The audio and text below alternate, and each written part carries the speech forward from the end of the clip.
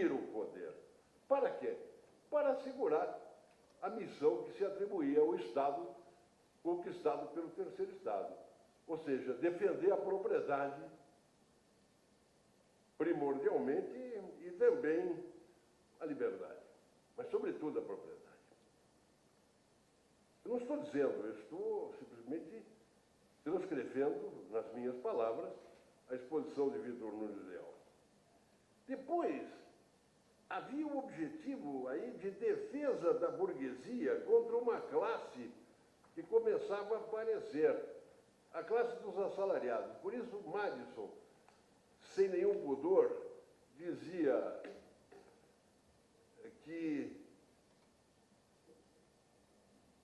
os check and balance deveriam se prestar para efetivar, para tornar efetiva a defesa da minoria que nos incumbe defender.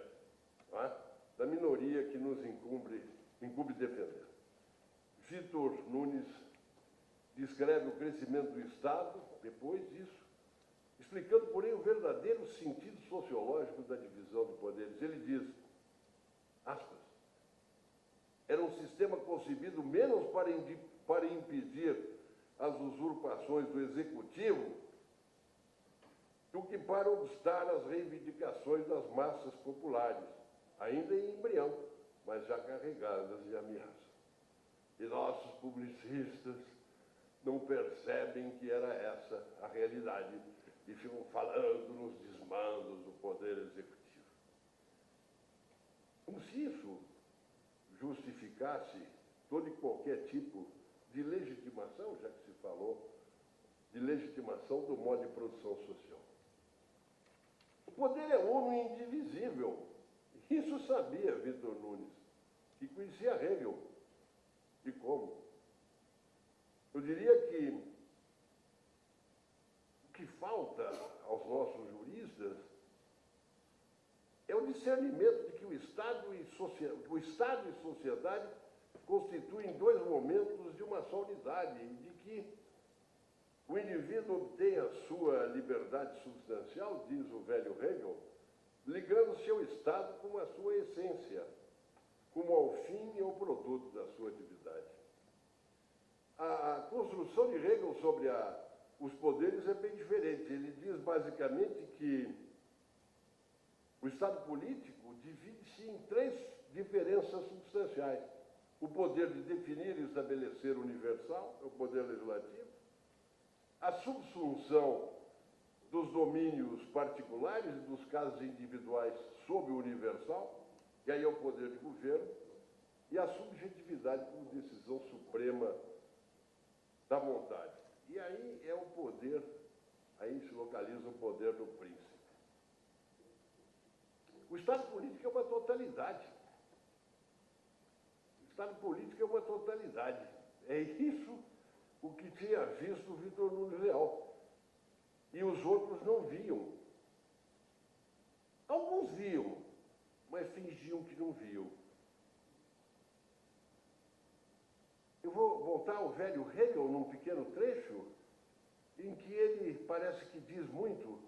Ele diz, o princípio da divisão dos poderes contém com efeito o momento essencial da racionalidade real, da diferença.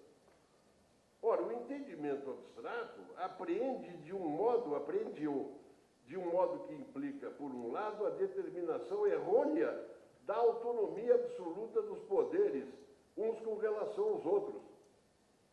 E, por outro lado, um procedimento unilateral que consiste em tomar seu relacionamento mútuo como algo negativo, como uma restrição recíproca.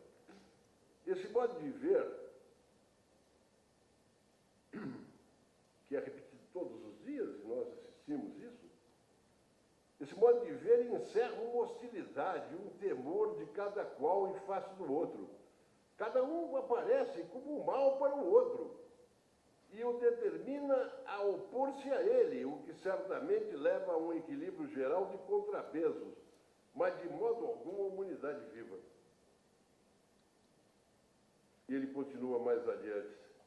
saibamos que nem sempre aquilo que espontaneamente vem à mente ou aquilo que mais impressiona é o essencial.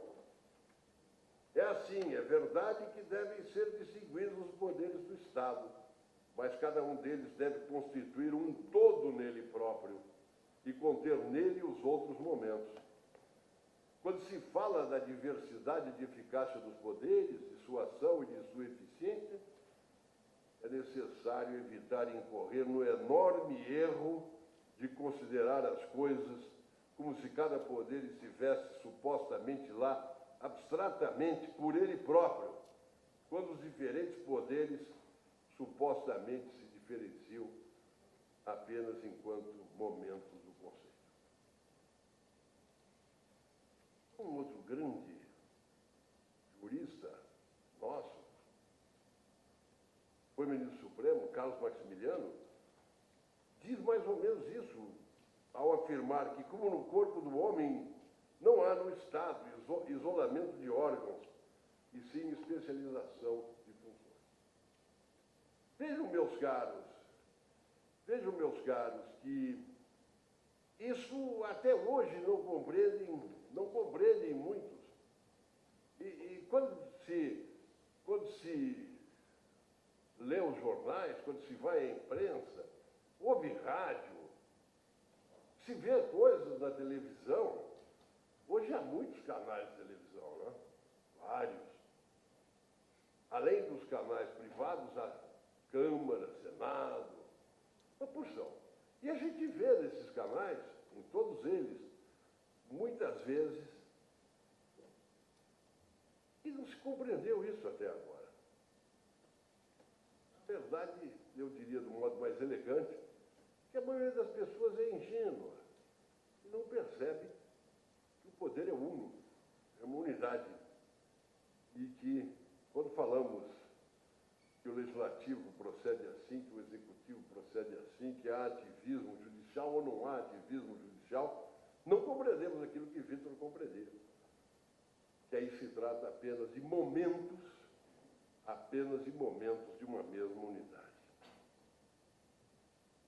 Se eu quisesse me aprofundar um pouco mais nessa questão, eu observaria ainda que Vitor Loures Leal conhecia e trabalhava sobre ela, sem ignorar a distinção entre funções estatais e órgãos estatais. Por que às vezes caminhamos ingenuamente? Ingenuamente é a expressão mais delicada, mais fácil que eu encontro. Porque nós partimos de uma classificação, uma velha classificação atribuída a Santi Romano, que é a classificação orgânico-funcional, que divisa, vê as funções a partir dos ofícios das autoridades que as exercem, a função executiva, a função legislativa, a função jurisdicional. Quando, na verdade, se nós as classificássemos materialmente, nós teríamos a função normativa, a função administrativa e a função jurisdicional.